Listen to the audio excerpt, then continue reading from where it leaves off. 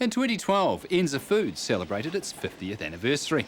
It began as the New Zealand Apple and Pear Board, but is now owned by global fresh produce trader Turners and Growers. Millions of dollars have been invested in its Hastings factory. Around 100,000 tonnes of apples and pears were processed in 2012, with 40% sourced through their Grow for Process program. ENZA Foods' strategic plan is to diversify and grow our business. Historical processing has been apples.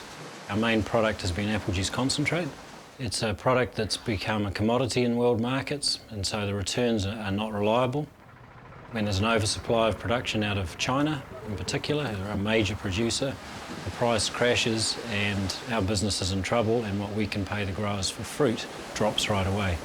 So as a business, we've identified that value-added products that get us out of that commodity cycle are what we need to be doing more and more of. In our Nelson factory, we've moved from cans to plastic pouches, and pouch pack apple became our main packaging format. That is a business that's been more reliable than the commodity juice concentrate, and we've managed to grow that.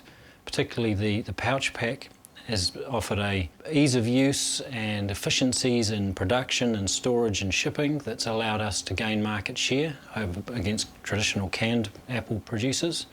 And our sales in Australia and New Zealand have grown quite nicely through the last 10 years.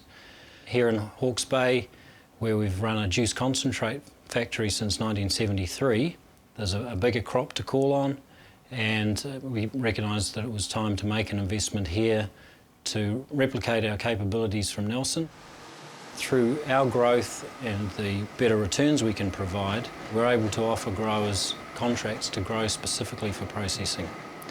We've called that Grow for Process. We started that off in 2007, so 5 years now, but it's grown steadily, and this year nearly 40% of the crop we processed came directly from Grow for Process suppliers.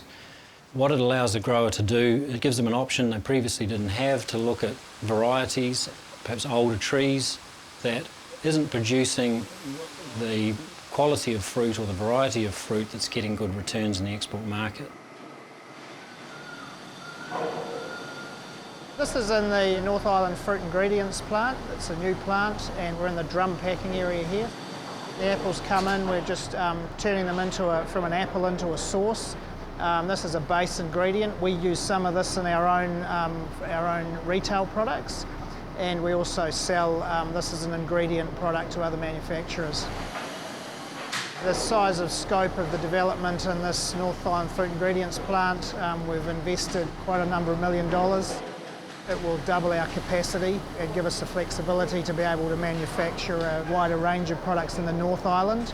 We see that as important because it's a great fruit growing area, Hawke's Bay.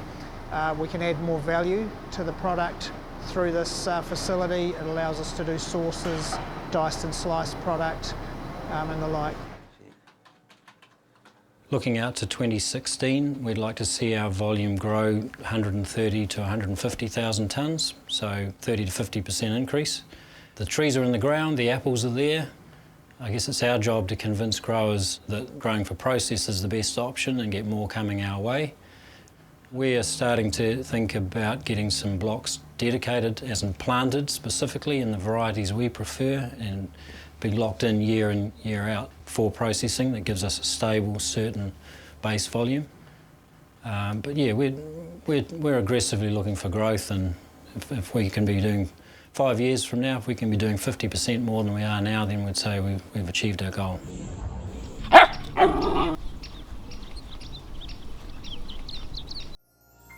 This program was made with funding from New Zealand On Air.